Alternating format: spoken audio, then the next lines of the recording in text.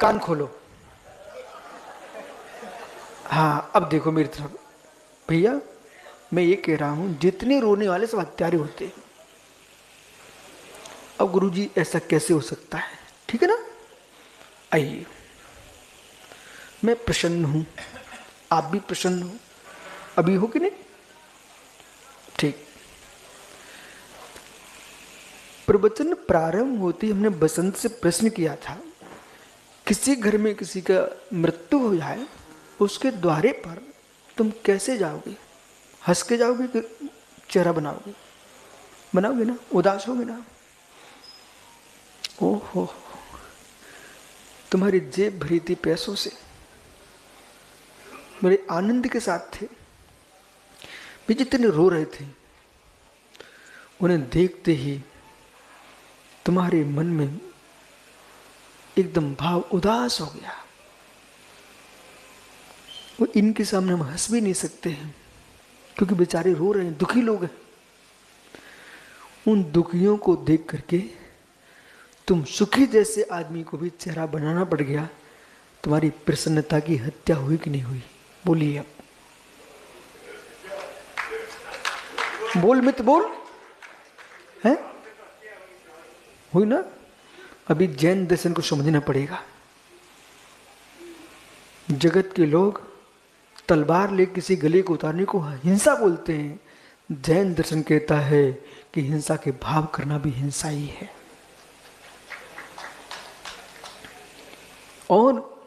और इतना ही नहीं, यदि कोषाध्यक्ष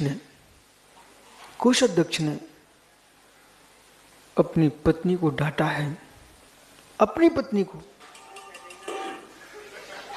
है नहीं, आजकल नहीं डांटा जा सकता। इधर देखो, वो तो राम चले गए, नहीं तो राम की हालत खराब हो जाती।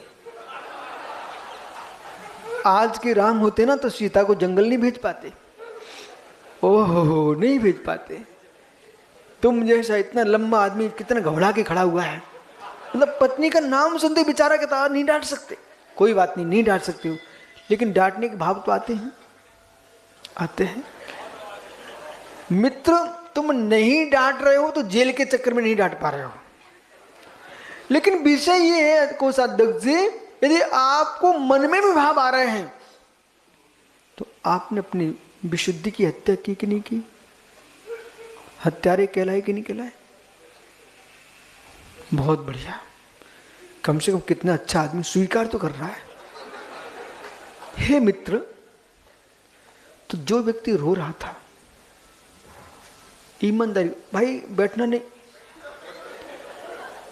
हो मोबाइल उठा रहे थे, तेरी हत्या हुई कि नहीं हुई? इतनी शांति से तुम प्रवचन सुन रहे थे, गुरुजी की वाणी सुन रहे थे, एक मोबाइल की आवाज ने हत्या की कि नहीं? इसलिए हम लोग मोबाइल नहीं रखते।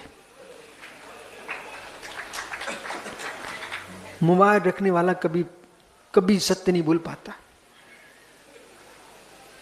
कितने बड़े त्यागी हो, बैठा है कमरे में गुरु के पास, कहता मैं बाहर हूं, बोले ओहो। एक व्यक्ति मालूम कोषाध्यक्ष जी, मैं शिवपुरी मध्य प्रदेश में बिहार कर रहा था, रास्ते में एक बालक चल रहा था, उसका अचानक मोबाइल आ गया, तो मेरे बगल में चलते चलते क्या बोलता है, मैं दिल्ली में हूं। हमने कहा देख यानी तो मेरे बगल में चल रहा है और कह रहा दिल्ली में हूं। ओहो हो, हे मोबाइल की डिबिया, तूने सत्य का नाश कर दिया और संवेदना शून्य कर दी। एक समय था बसंत भैया, जब माँ का पत्र आता था, पिता का पत्र आता था, बेटे का पत्र आए तो 10 बार आदमी पढ़ते हैं। बैठ गए भाई? ओहो, 10 बार पढ़ते हैं। मालूम, भोजन करते करते बोले पत्र में क्या लिखा, जिज्ञासा रहती है। आज समाचार भी आज दोगे ना, हेलो, संवेदना समाप्त हो गई, चिट्ठी पत्ती सब समाप्त हो गई। आइए